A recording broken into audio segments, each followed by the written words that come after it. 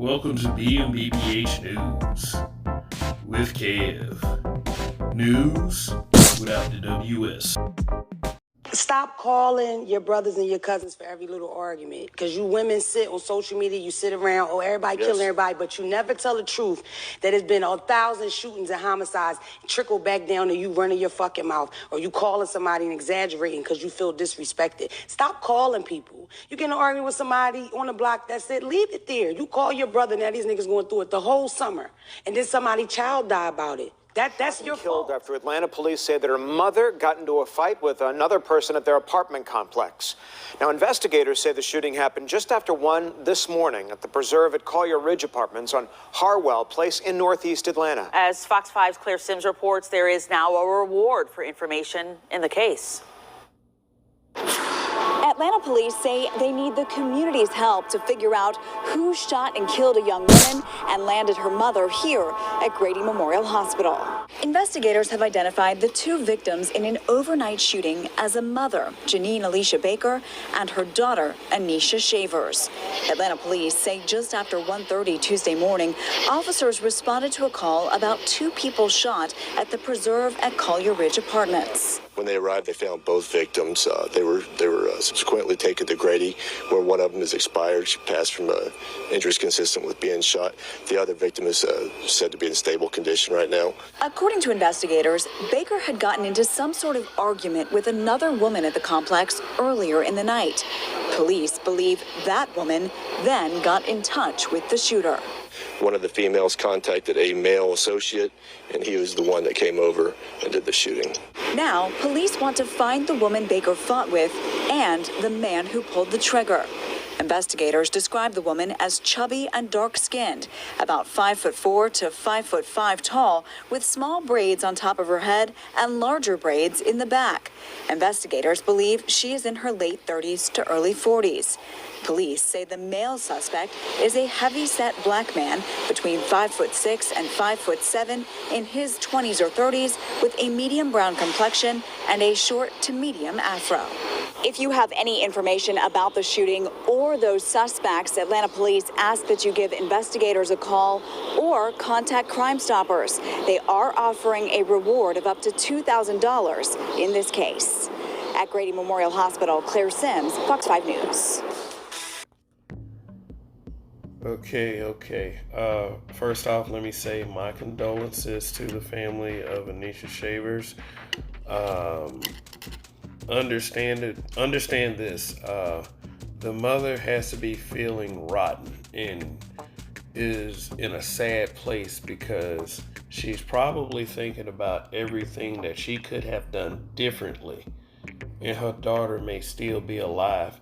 Think about it. Some things just aren't worth it. And I'm not victim blaming, but honestly, what is she doing fighting anyway?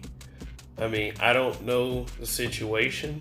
I don't know what the fight was about, but the fact that it ended like this is going to make anyone with any common sense question this to the fullest. But R.I.P. Anisha Shavers. I'm sorry she had to die because of this. But there's so many things to blame in this situation. Now, as far as the killers are concerned, for a group of women that always pushes this narrative that they cannot rely on black men for their version of what they call protection, they're able to call a black man, and you can't even really call this dude a man, to do anything, They'll do anything as long as it involves some foolishness and harming another person.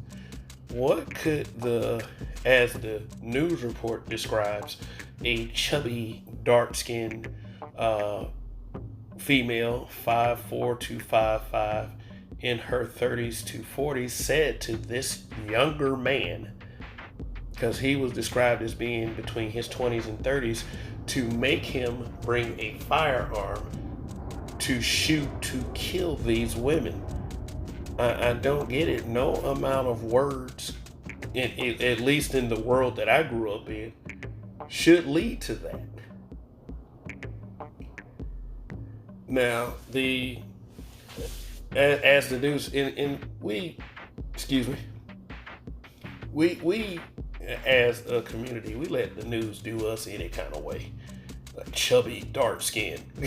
Come on. See, that's they want us viewed a certain way. But for stupid shit like this, yeah, they can view them any kind of way they want. They could have said ratchet fat bitch. I wouldn't have said anything. I would have probably chuckled a little bit. and her dumb ass Pookie. You know? I'm saying they can always find a goon. You know, and so, like I said before, so many situations have always been because some BW couldn't shut the fuck up. She could not shut the fuck up. She couldn't walk away. She could never be the bigger person. It's like they call someone and it's like the sky was falling, you would swear. And people decide to bring weapons to handle the situation. And they end up throwing their lives away every time.